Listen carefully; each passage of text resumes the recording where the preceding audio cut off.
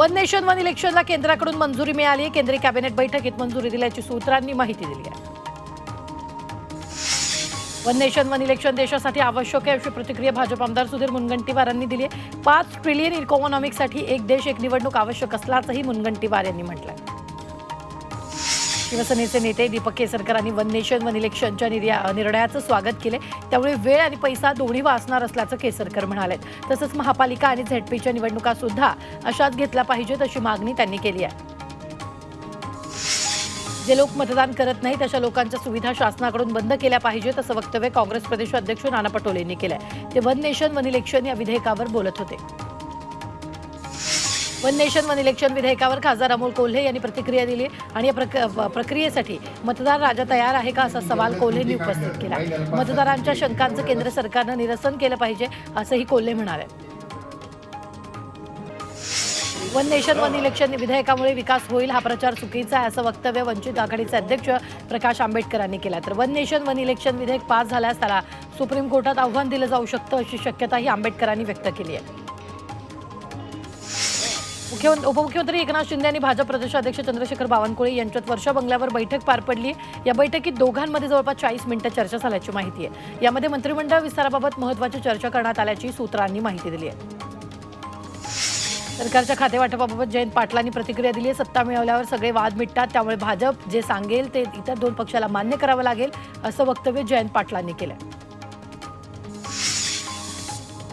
मुंबईत राष्ट्रवादी काँग्रेस शरदचंद्र पवार पक्षाची महत्त्वाची बैठक पार पडणार आहे। 4 आणि 5 जानेवारीला आगामी निवडणुकीच्या अनुषंगानं महत्त्वाची बैठक होईल। या बैठकीला सगळे खासदार, आमदार आणि जिल्हाध्यक्ष उपस्थित राहणार आहेत। शरद पवारांनी तुटलेलं नातं जोडण्यासाठी पुढाकार घेतला, तसं नातं जोडणं उद्धव ठाकरेंनी शरद पवारांकडून शिकावं असा सल्ला शिवसेना प्रवक्ते संजय शिरसाट यांनी दिला।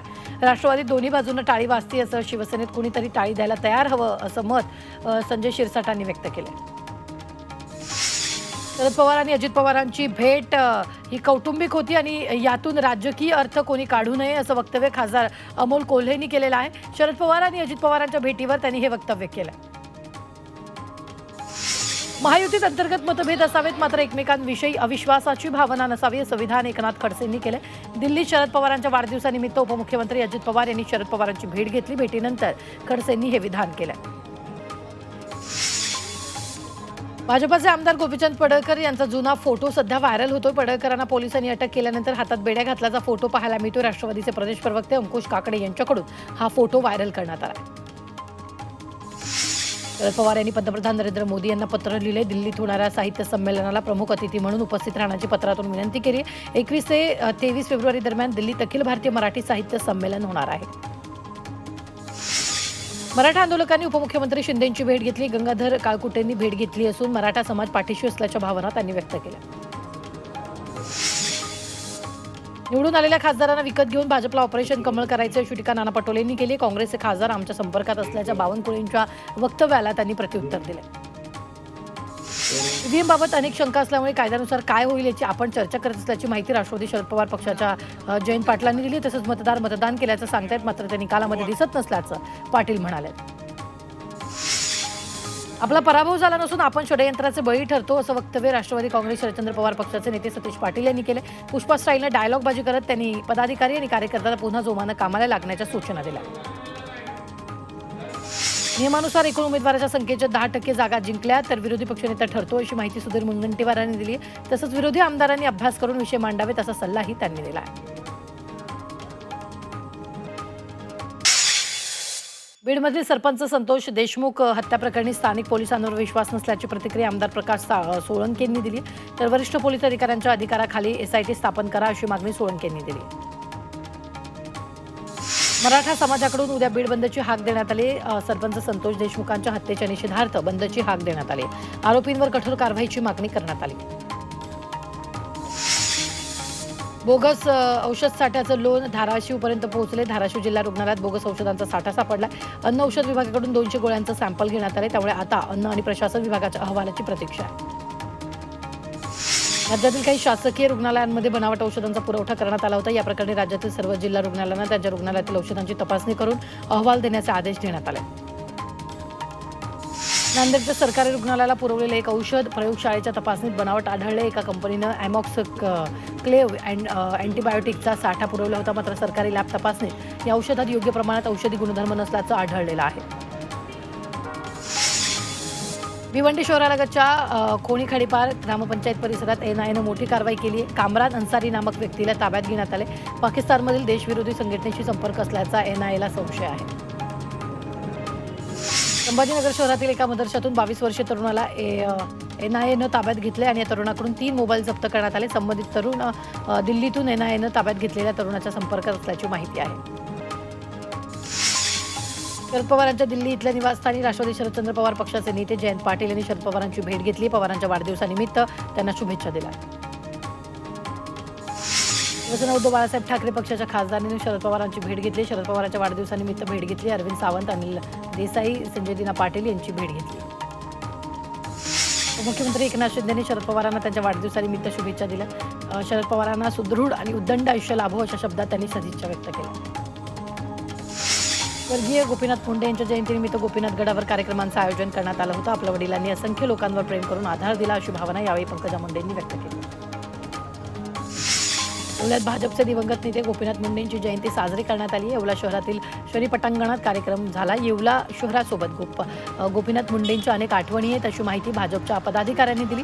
कार्यकर्त्यांनी मुंडेंच्या प्रतिमेला पुष्पहार अर्पण करून त्यांना अभिवादन केलं आहे।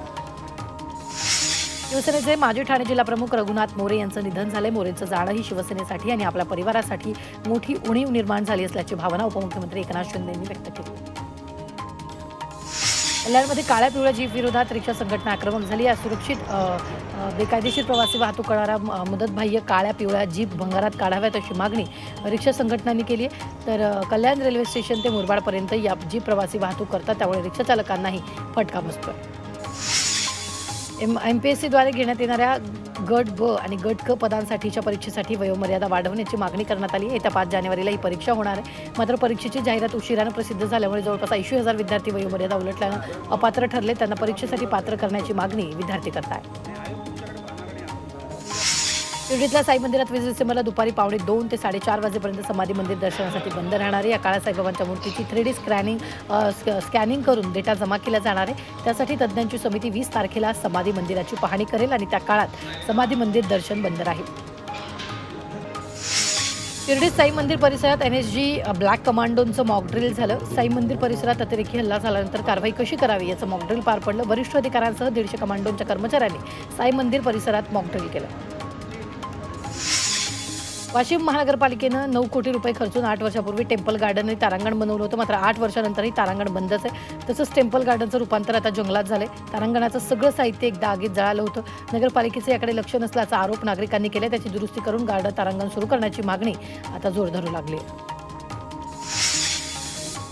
सुप्रीम कोर्टानं दिलेल्या नियमानुसार नवी मुंबईतील पाणथळ जागा सुरक्षित होणार आहेत। पाणथळ जमिनींच्या संवर्धनासाठी कार्यरत असलेल्या वनशक्ती आणि आनंद आर्य या दोघांनी दाखल केलेल्या हस्तक्षेप याचिकेवर कोर्टानं हा निर्णय दिला। निवडणुकीपूर्वी मुंबई बाहेर बदली केलेल्या अधिकाऱ्यांपैकी 155 पोलीस निरीक्षक आता मुंबईत परतलेत। राज्य पोलीस मुख्यालयानं 30 ऑक्टोबरला 333 पोलीस निरीक्षकाच्या बदल्या केल्या होत्या। निवडणुकीनंतरही त्यांना परत बोलावलं गेलं नाही, तेव्हा मुंबईतील काही पोलीस अधिकाऱ्यांनी मॅट आणि उच्च न्यायालयात धाव घेतली होती। त्यानंतर त्यांना आता परत बोलावण्यात आलंय। भंडाऱ्यात प्रशिक्षणार्थी तरुणांनी ठिय्या आंदोलन केले। मुख्यमंत्री युवा कार्य प्रशिक्षण योजनेनुसार प्रशिक्षणार्थी तरुणांना 6 महिने जिल्ह्यातील विविध सरकारी कार्यालयात प्रशिक्षण दिलं जातं। त्यांना शैक्षणिक पात्रतेनुसार 6 ते 10 हजार रुपये मानधन दिलं जातं, मात्र मागच्या महिन्यापासून त्यांना मानधन मिळत नसल्यानं त्यांनी ठिय्या आंदोलन केलं। सांगलीच्या वसगडे येथील शेतकऱ्यांनी रेल रोकोचा प्रयत्न केला। रेल्वे प्रशासनाकडून संपादित करण्यात आलेल्या जमिनीचा मोबदला आणि विविध मागण्यांसाठी शेतकरी आक्रमक झालेत। आंदोलनाकडे रेल्वे प्रशासन लक्ष देत नसल्यानं शेतकऱ्यांनी रेल्वे रुळावर धाव घेतली। यावेळी पोलिसांनी शेतकऱ्यांना अडवलं। त्या दरम्यान रेल्वे पोलीस प्रशासन आणि शेतकऱ्यांमध्ये झटापट आणि वादावादीचा प्रकार घडला। मराठा समाजाकडून उद्या बीड बंदची हाक देण्यात आलेली आहे। सरपंच संतोष देशमुखाच्या हत्येच्या निषेधार्थ बंदची हाक दिली आहे। बंदच्या पार्श्वभूमीवर आमदार सुरेश धसांनी पोलिसांची भेट घेतली आहे। आरोपींवर कठोर कारवाईची मागणी केली आहे। शाळकरी मुलांच्या अपघाताच्या निषेधार्थ धाराशिवमध्ये सोलापूर धुळे महामार्गावर रस्ता रोको करण्यात आलाय।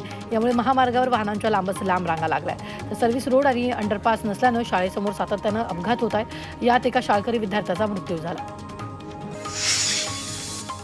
लातूरच्या अहमदपूर तालुक्यातील तळेगाव येथील 103 शेतकऱ्यांना वक्फ बोर्डाच्या न्यायाधिकरणाकडून नोटिसा बजावण्यात आल्या। आता लातूरमधील बुथोडा येथील 25 शेतकऱ्यांना नोटीस बजावण्यात आली। या नोटिसीतून जवळपास 200 एकर जमिनीवर दावा करण्यात आला आहे। सातारा जिल्हा कारागृहात चक्क कैद्यांनी स्ट्रॉबेरीची शेती केली। सध्या या स्ट्रॉबेरीच्या रोपांना स्ट्रॉबेरी देखील लागली आहे। 2.5 गुंठ्यात या कैद्यांनी 2 महिन्यांपूर्वी विंटर नाबिया जातीची स्ट्रॉबेरी लावली आणि ते पीक आता बहरलंय। सातारा कारागृह पोलीस अधीक्षक श्यामकांत शेंडगेंनी या शेतीची पाहणी करून कैद्यांचं कौतुक केलं।